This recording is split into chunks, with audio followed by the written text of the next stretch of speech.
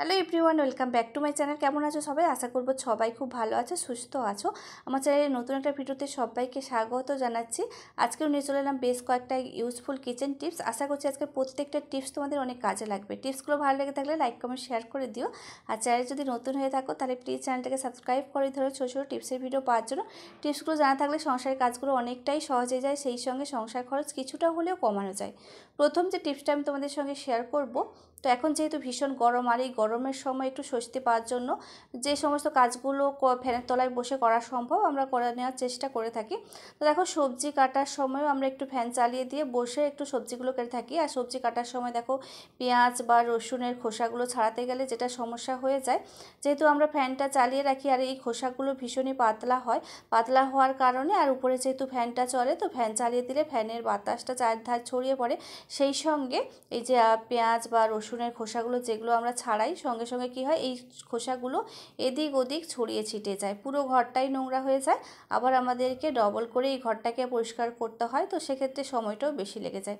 তো তার জন্য কী করবে দেখো, পেঁয়াজ বা রসুনের খোসাগুলো যখন তোমরা ছাড়াবে, পাশে যদি বাটিতে করে একটা একটু জল রেখে দিই, তাহলে এই জলের মধ্যে দেখো পেঁয়াজের খোসাগুলো ছাড়াবো, আর সঙ্গে সঙ্গে যদি জলের মধ্যে দিয়ে দিই তাহলে আর এদিক ওদিক ছড়িয়েও ছিটিয়েও যাবে না, ডবল করে আমাদেরকে পরিষ্কারও করতে হবে না। তো খাটনিটা আমাদের অনেকটাই কমে যাবে। তো এই জন্য অবশ্যই করে যখন তোমরা পেঁয়াজের খোসা ছাড়াবে, এইভাবে করে বাটিতে একটু জল নিয়ে নেবে, আর খোসাগুলো এদিক ওদিক না ফেলে দিয়ে এইভাবে করে বাটিতে ফেলবে, তাহলে কাজটা আমাদের অনেকটাই সহজ হয়ে যাবে। এইভাবে করে পেঁয়াজের খোসা বা রসুনের খোসাগুলো ছাড়ালে দুটো লাভ হবে। তো এক দেখো, আমাদেরকে আর ডবল করে আর পরিষ্কার করতে হলো না, সেই সঙ্গে দেখো এই জলটাকে এক রাত্রির জন্য বা কি একবেলার জন্য তোমরা এইভাবে করে জলের এই বাটিটাকে রেখে দেবে খোসা সহ। তো তারপর দেখো এই জলটাকে ফেলে দেবে না। তো এই জলটা আবার আমরা যে কোনো গাছের গোড়াতে যদি দিয়ে দিই, গাছের জন্য ভীষণ উপকার এই জলটা। যে সমস্ত গাছে ফুল ফল বা গ্রোথ হচ্ছে না, পাতাবাহার গাছগুলোতে তোমরা এইভাবে করে এই পেঁয়াজের বা রসুনের খোসা ভেজানো জলটাকে তোমরা দেবে, দেখবে গাছগুলো খুব সুন্দরভাবে বেড়ে উঠবে। গ্রোথ যেরকম হবে, ফুলের গাছ যদি হয় ফুলেও ভরে যাবে, আর যদি পাতাবাহারের গাছ হয় খুব সুন্দরভাবে সতেজ হয়ে যাবে। পরবর্তী টিপসটা তাহলে এখন দেখে নেওয়া যাক। তো দেখো বন্ধুরা, চা করার পরে এই যে চায়ের পাতাগুলো, চায়ের পাতাটা আমরা অযথাই ফেলে দিই, কিন্তু ফেলে না দিয়ে চায়ের পাতাগুলোকে একটু ভালো করে আমি জল দিয়ে ধুয়ে নিয়েছি। ধুয়ে নেওয়ার পর দেখো একটা সুতির কাপড় নিয়েছি, আর সেই কাপড়ের মধ্যে আমি এই যে চায়ের পাতাগুলো, এই পাতাগুলো দিয়ে দিলাম। দিয়ে দেওয়ার পরে একটু গেট লাগিয়ে দেবো, যাতে চায়ের পাতাগুলো বেরিয়ে না আসে। তো গেট লাগানোর আগে এক্সট্রা যে জলটা ছিল, তো সেই জলটা একটু চেপে চেপে বের করে দিলাম। তো জলটাকে এইভাবে করে চেপে চেপে বের করে দিতে হবে। তারপর দেখো, সুতির কাপড়টাকে আমি পুরোভাবে ভালো করে গিট লাগিয়ে দিলাম।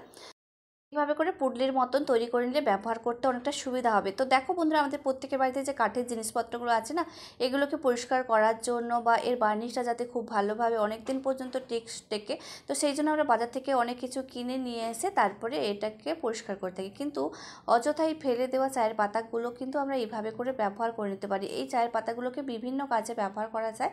তো একটা টিপস তোমাদের সঙ্গে শেয়ার করছি, এইভাবে করে কাঠের জিনিসগুলো পরিষ্কার করার ক্ষেত্রে তোমরা এই পুরনো চায়ের পাতাগুলোকে একটু ভালো করে ধুয়ে নিয়ে একটা কাপড়ের মধ্যে মুড়ে নিয়ে তোমরা এইভাবে করে ব্যবহার করবে। এইভাবে করে চায়ের পাতাগুলো ব্যবহার করলে অযথা আমাদেরকে এই চায়ের পাতাগুলো ফেলে দিতে হবে না। ফেলে দেওয়ার আগে আমরা চায়ের পাতাগুলোকে এইভাবে করে ব্যবহার করে নিতে পারি। যে কোনো জিনিস ফেলে দেওয়ার আগে যদি আমরা একটু কাজে লাগিয়ে নিতে পারি, তাহলে সংসার খরচ কিছুটা হলেও কমানো যায়।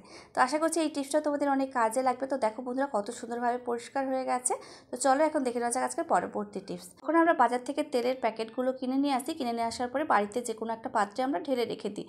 তো দেখো বন্ধুরা, ঢালার সঙ্গে সঙ্গে তোমরা প্যাকেটটাকে ফেলে দেবে না। তোমরা কিছু সময় প্যাকেটটাকে এইভাবে করে উল্টো করে সেই পাত্রের উপরে রেখে দেবে, দেখবে এর ভেতরেও অনেকটা তেল থেকে যায়। সেই তেলটা আস্তে আস্তে করে পাত্রের মধ্যে চলে যাবে, তাহলে অযথা এই তেলটা নষ্ট হবে না। একটু হলেও কিন্তু আমাদের তেল এখান থেকে বের হবে। পরবর্তী টিপসটা তাহলে এখন দেখে নেওয়া যাক। মাংস কিনে আনার পরে ধুয়ে পরিষ্কার করে নেওয়ার পরে দেখা গেল হয়তো আমাদের এমন একটা জরুরি কাজ পড়ে গেল যে সেই মুহূর্তে রান্না করাটা আমাদের সম্ভব হচ্ছে না।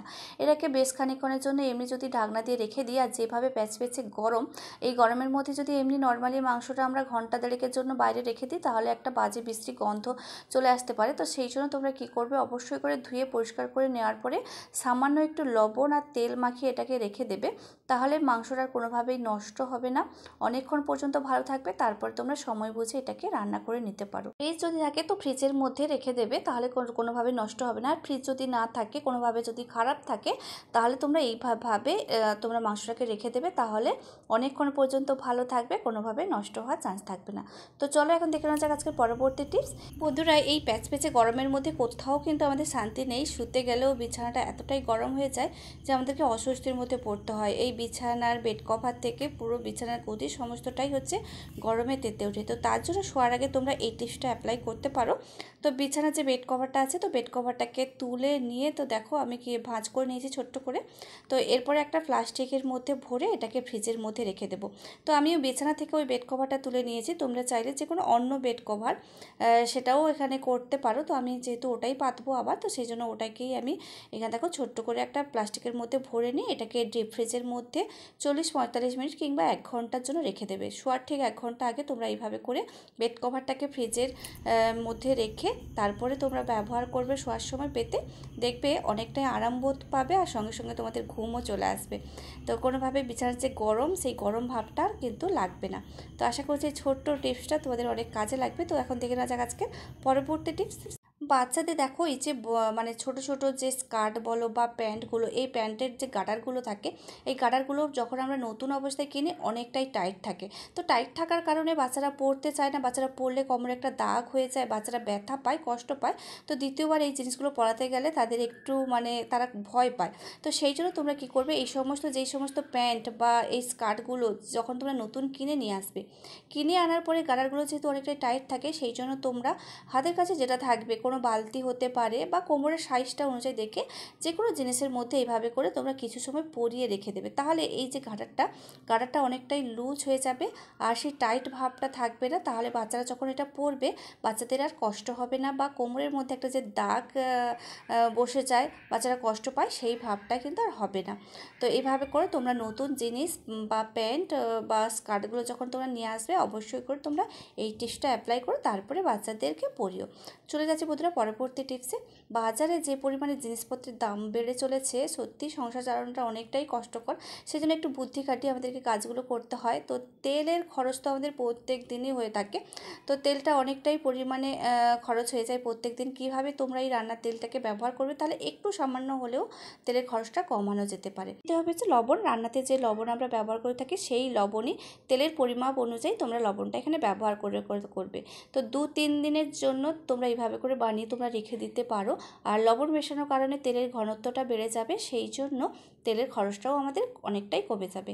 অবশ্যই করে তোমরা এই টিপসটা অ্যাপ্লাই করে থাকো। আর 1 মাস 1 লিটার তেলে সম্ভব, সেটা হচ্ছে লোক সংখ্যা যদি কম হয় তাহলে কিন্তু সম্ভব।